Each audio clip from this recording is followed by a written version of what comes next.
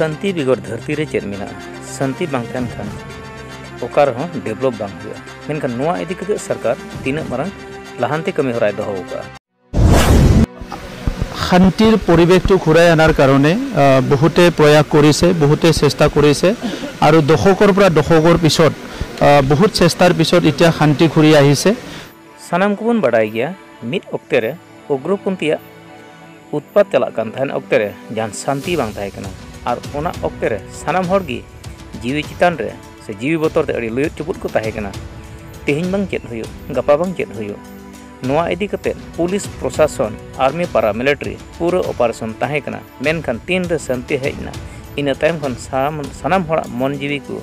राड़े एनते नितो लाहांती डाहार को nail उरुम केदा are ओना इदी कते गे तिहिन बड़ो गताक रेन मिन मारंग दिलगरिया बीरे ताहे कना जवलाव समला बसमतारी और उनी तो मित मारंग मेद से सानाम होड़ा मेद फुरगल लेदा से डहारे उदु आगो थाना चेद लेकाते फुरगल बुन न्यामा मेनते मेनखान उनी गुरन तायम खान गे तिहिन बीटीआर अंचल रे प्रत्येक बछर गे उनी नितुम ते मिन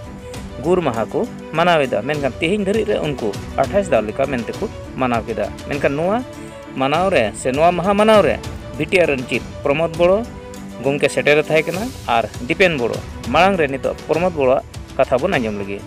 इतो एक दिनते आहा एटा विषय নহয় तो हे कारणे আজি আমি সকলো হাত খাবতি বহি থাকিবলৈ সময় আহা নাই কাৰণ সেই সময়ত অশান্তিৰ যিবিলাক কাৰক সেই সময়ত অশান্তিৰ যিবিলাক বিভিন্ন সোৰ্স আছিলে বা বিভিন্ন এক্টিভিটি আছিলে সেইবিলাক আজি দূৰ হৈ গল কিন্তু আজিৰ যেটো পৰিবেশ হিটো খুব 100% মানে আমি এটো বাস্তৱত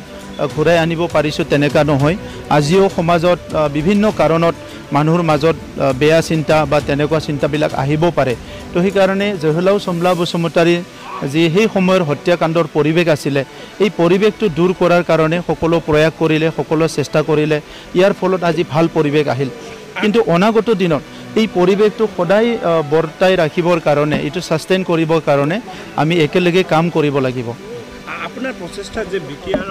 বড়োলেণ্ড অঞ্চলত 35 বছৰ যে দীঘলীয়া অস্ত্ৰ সংগ্ৰামৰ এটা আজৱনিকা পেলালে এতিয়া এই ক্ষেত্ৰত আলফাৰ যি বৰ্তমান এটা গোট এতিয়া জংগলত আছে পৰেশবৰ নৃত্য তেখেতক আজিৰ এই বিশেষ দিনটোত কি ধৰণৰ আহ্বান জনাব নাই মই আগতো আহ্বান কৰিছো এতিয়াও আহ্বান কৰিম পৰেশ বৰুৱা ডাঙৰীয়াক যে এই সময়টো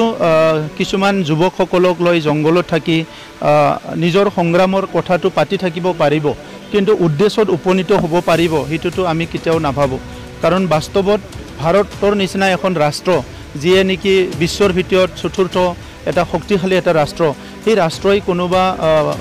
সৰু এটা সহস্ত্ৰ সংগ্ৰামী গ্ৰুপৰ লগত কেতিয়াবা কম্প্ৰমাইজ কৰিব তেনেকুৱা কথা দেখা নাই গতিকে আমাৰ যিবিলাক চিন্তা ভাৱনা আছে যিবিলাক আশা আকাংক্ষা আছে যিবিলাক এস্পিৰেশনছ আছে এইবিলাক ফুলফিল কৰিব কাৰণে ৰাষ্ট্ৰৰ যিবিলাক প্ৰক্ৰিয়া আছে ইয়াৰ মাজেৰে সমাধান কৰাৰ কাৰণে আগবাঢ়ি আহিব লাগিব গতিকে পৰেশ বৰুৱা ডাঙৰীয়াৰ কাৰণে খুব ভাল সময় কাৰণ মুখ্যমন্ত্ৰী ডাঙৰীয়াই ইতিমধ্যে আহ্বান কৰিছে তেখেতক মূলখতিত আহিবলৈ ভাৰতৰ ৰাষ্ট্ৰৰ নেতৃত্বই এতিয়া খুব এটা সহনশীল এটা মনোভাৱ লৈ সকলোৰ লগত কথা পাতিছে সকলোৰ কথা শুনিছে সো এনেকা সময়ত যদি পৰেশ বৰুৱা ডাঙৰীয়াই আজি ৰিটাৰ্ণ আহে এটো খুব ভাল পৰিবেশ এটা হ'ব তেখেতে যিমান সংগ্ৰাম কৰিব লাগে কৰিলে যিমানখিনি কথা ক'ব লাগে ক'লে কিন্তু অসমৰ ভৱিষ্যতৰ স্বাৰ্থক চাই উত্তৰ পূৰ্বাঞ্চলৰ ভৱিষ্যতৰ স্বাৰ্থক চাই তেখেতে ঘূৰাই আহাটো সবৰ কাৰণে ভাল হ'ব আৰু শান্তিৰ প্ৰতিষ্ঠা অসমত চিৰদিনৰ কাৰণে গঢ়ি উঠাটো সকলোৰ কাৰণে মংগল হ'ব